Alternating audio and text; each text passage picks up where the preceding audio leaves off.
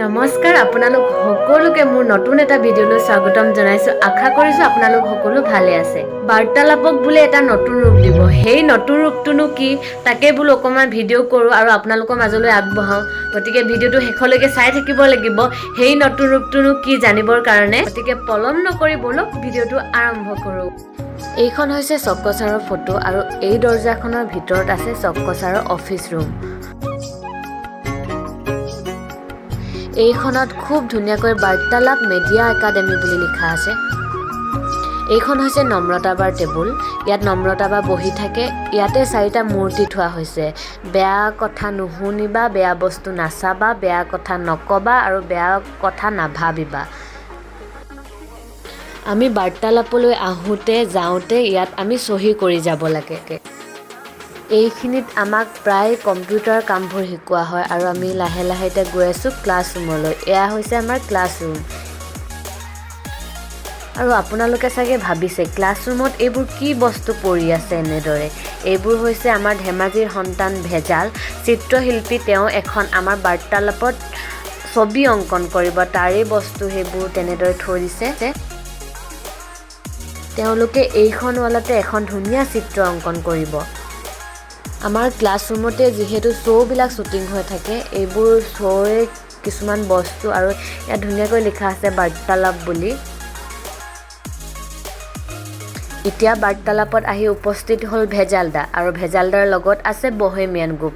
তেওঁলোকে চিত্ৰখন আঁকিবলৈ পূৰা সাজু। কেনেদৰেনো আঁকে তাক জানিবলৈ আমি ভিডিঅ'টো শেষলৈকে চাই থাকিব লাগিব।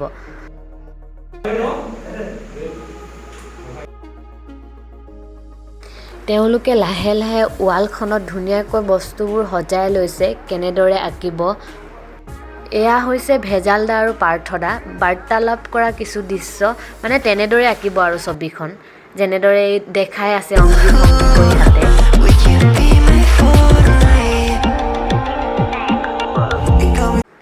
লাহে লাহে ছবিখন অকণমান বাৰু হৈছেগৈ। দেখিছোঁ আমি বাৰ্তালাপ লিখা আছে। কি বা হয়গৈ ছবিখন আমি দেখিবলৈ পাম ভিডিঅ'টো শেষত। বাৰ্তালাপৰ তলতে দেখিবলৈ পাইছোঁ আমি এজন মানুহৰ ফটো। সেই মানুহজন বা কোন? আৰু যেতিয়া ভেজালদাহঁতে ছবিখন অংকন কৰি আছিল, আমি সকলোৱে মিলি কিছুমান গানৰ কলি আওৰাই আছিলোঁ। তাৰো দৃশ্য দেখুৱাবলৈ বিচাৰিছোঁ আপোনালোকক।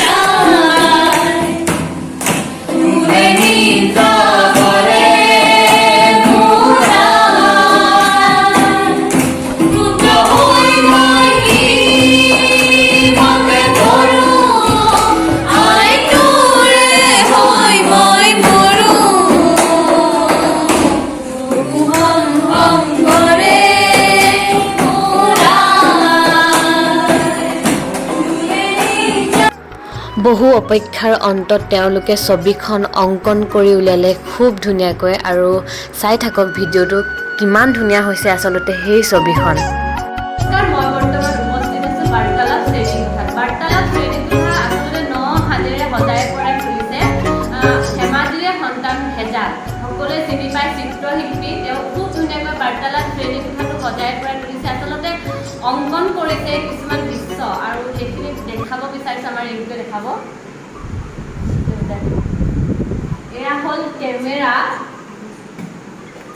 ইয়াত লিখিছে শ্বেয়াৰ, লাইক, কমেণ্ট, ছাবস্ক্ৰাইব। আৰু এয়া হৈছে বাৰ্তালাপৰ লোগো, যোনটো আমি আমাৰ অফিচিয়েল পেজ বা আমাৰ অফিচিয়েল ইউটিউব চেনেলত আমি ব্যৱহাৰ কৰোঁ। এইটো হৈছে আমাৰ বাৰ্তালাপ লোগো। আৰু ইয়াতে আচলতে বাৰ্তালাপৰ আমাৰ মেম্বাৰবিলাকক অংকন কৰা আছে। বিশেষকৈ আমাৰ চক্ৰ ছাৰ, পাৰ্থদা, নম্ৰতা বা তেওঁলোককে বুলি আমি কৰোঁ। ইয়াত ভেজাল লিখিছে। ইয়াত এডবিলাক দিয়া হৈছে ইউটিউব, টুইটাৰ, কম, ফেচবুক, হোৱাটছআপ, ইনষ্টাগ্ৰাম, টেলিগ্ৰাম।